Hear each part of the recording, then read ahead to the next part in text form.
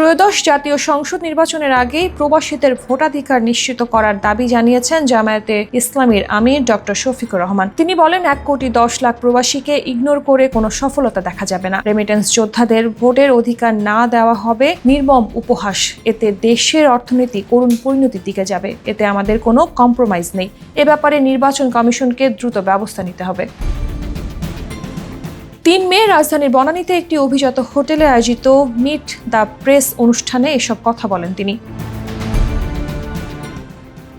আদালতের রায় অনুযায়ী জামায়াতের নিবন্ধন ও প্রতীক অফিসিয়ালি ফিরিয়ে দেওয়ার ব্যবস্থা করতে নির্বাচন কমিশনের প্রতি আহ্বান জানিয়ে জামায়াত আমির বলেন, বর্তমান নির্বাচন কমিশন তাদের চেয়ারের মর্যাদা রক্ষা করবেন বলে আমরা আশা করি। এজন্য জামায়াত সব ধরনের সহযোগিতা দেবে, কিন্তু কোনো ব্যতিক্রম দেখলে জামায়াত চুপ থাকবে না।